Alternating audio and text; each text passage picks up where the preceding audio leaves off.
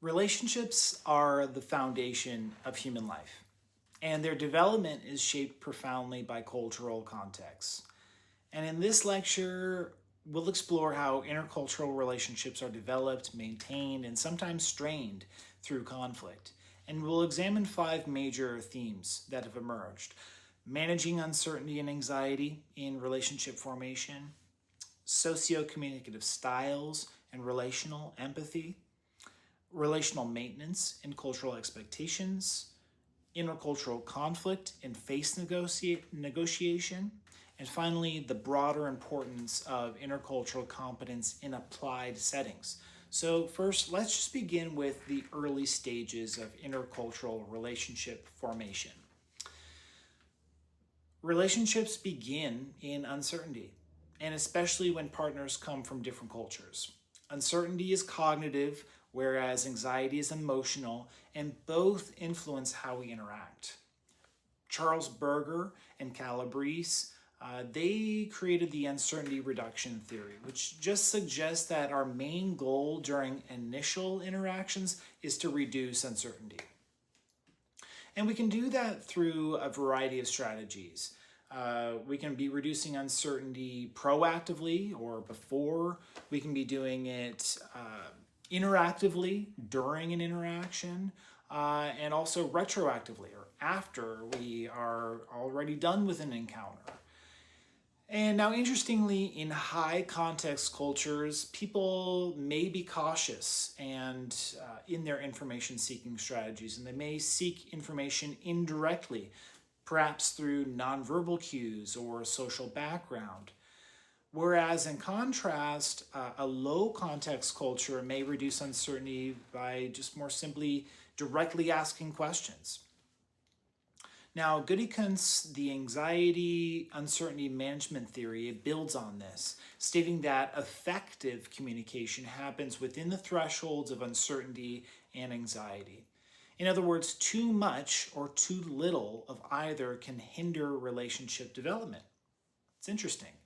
And in this model, mindfulness is key. And how mindfulness is used in this context, it just means that a mindful communicator is open, adaptable, and attentive to both verbal and nonverbal information. And in some, initiating relationships involves managing uncertainty and anxiety, and cultural patterns shape how that management happens. So, moving on, now let's consider how communication style and empathy influence intercultural relationships.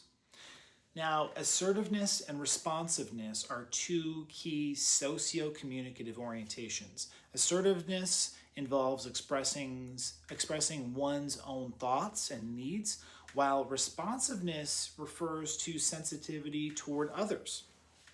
And high assertiveness and responsiveness are linked to lower communication apprehension. They're they have inverse relationship there.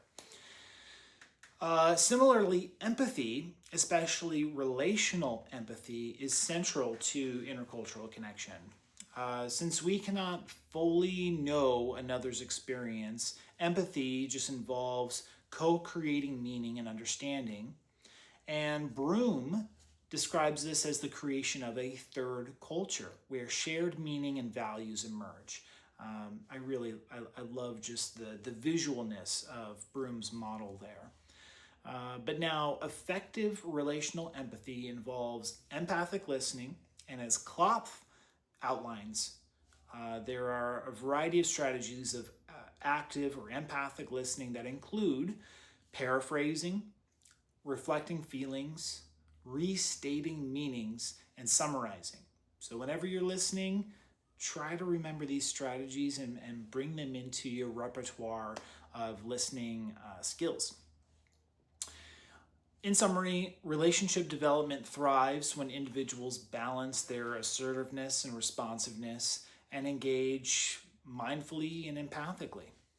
So, moving on now, once relationships are formed, how are they maintained across cultures? So this involves a few things, beginning first with relational intimacy and maintenance. These behaviors vary culturally, In individualist cultures, relationships often prioritize personal goals, whereas in collectivistic cultures, they're often influenced by um, ancient philosophies such as Confucianism, which stresses just that relationships are long term, duty bound, and guided by principles like humanism, loyalty, and propriety. Now, the scholar Yum contrasts this with Western universalism, in other words, just treating all relationships equally, whereas Eastern particularism, it's customizing interaction based on status and closeness of the individual with whom you are relating. Now, moreover, in collectivist cultures, in group ties are lifelong often, and they're tightly bound.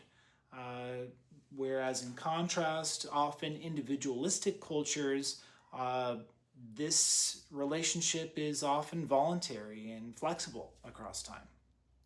Now, the scholar Stafford identifies 7 relational maintenance behaviors. And you'll see this both, for instance, in the intercultural texts as well as just interpersonal communication texts. But all these principles apply. And so these relational maintenance strategies include self disclosure, relationship talk, positivity, understanding, assurances, networks, and tasks. And obviously, there's much more nuance to each one of those and description to get into, but I really urge you to reflect and take these relational maintenance strategies to heart because well, they're the key to growing and maintaining and repairing relationships across time. So, highly impactful and important work here by Stafford. But now, so in summary, intercultural relationship maintenance depends on understanding and respecting culturally influenced expectations around loyalty, communication, and roles.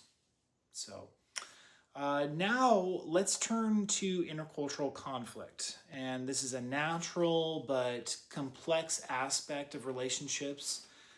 Ting Toomey and Etzel, they define intercultural conflict as emotional struggle over differences in values, norms, or goals, and it's shaped by socio, historical, and cultural systems. So culture influences how conflict is perceived and resolved. And we're given a few different models of conflict and conflict resolution, beginning first with Young Kim's model, which just sees conflict as a dynamic and identity-based phenomenon. Similarly, we have Ting Toomey and Etzel's ecological model, which emphasizes layered contexts, individual, relational, societal. And then we also get Broom's peace building model, which highlights more of a dialogic engagement and mutual understanding and long-term relationship building. All of these are meaningful and important and give us insights of how conflict is managed and resolved and gives us some really cool just insights into how we can approach these fraught instances of intercultural relationships. Now, another important theory that's brought up here is face negotiation theory, and that just explains how people manage identity and conflict. And so this is just, again, more of Stella Ting Toomey's work. But we get a few important examples here. For instance, individualists often prioritize self-face, whereas collectivists are more apt to prioritize mutual or other face. But within this same conversation, dominating, avoiding, and integrating face work styles emerge just based on cultural values. So again, in sum, navigating intercultural conflict requires cultural awareness, sensitivity to face, and willingness to engage in dialogue across our differences. So finally, let's connect these ideas to real-world contexts and the broader process of adapting across cultures. This is really important to consider all of the things that we've been learning and how they apply to business, healthcare, educational settings. So, just for an example, in business, cultural awareness improves our ability to lead, negotiate, and collaborate within teams. In healthcare, our cultural competence leads to more accurate diagnoses and building trust with patients.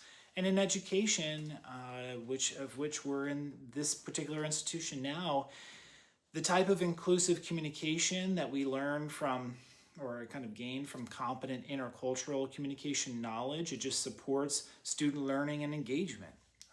So this is kind of fun to finally see how all of these principles that we've been covering for this entire term together, they apply into the real world.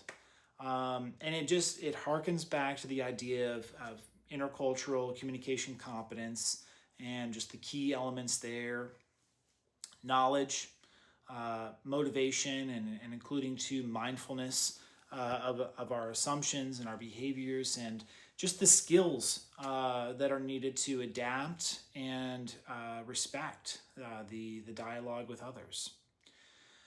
So acculturation and culture shock are kind of one of the ways that we round out this conversation too. Having learned everything we've learned, the assumption now is that we can go out into culture and experience it and experience also sometimes the shock and the re-entry shock that comes with it. But just a few definitions here. So acculturation and culture shock, again, they're part of this process. And according to Kim, adaptation is ongoing and it's shaped by one's ability to balance new and old cultural identities. The idea of culture shock itself, it ranges in experience, and there's kind of sometimes the initial euphoria that we experience upon entering into a new culture, that then can quickly turn into frustration, to then hopefully adaptation. And it's all a normal part of transitioning in and out of cultures. But again, just going back to this idea that competence in intercultural communication, it equips us to thrive in diverse contexts and to manage the difference with respect and insight. So, intercultural relationships, they require effort, openness, and adaptability. By understanding how communication, culture, and identity interact, we can build stronger connections, resolve conflict with empathy, and contribute to inclusive communities across every context in life and work and beyond. So thank you again for listening. I've really appreciated having you just contemplate intercultural communication, and I look forward to not only future engagements with you, should we get to have those encounters, but also I'm really excited for you to go out there in the world and just be engaged in your own respective communities with this newfound insight that you've gained from these materials that we've covered. So thanks again.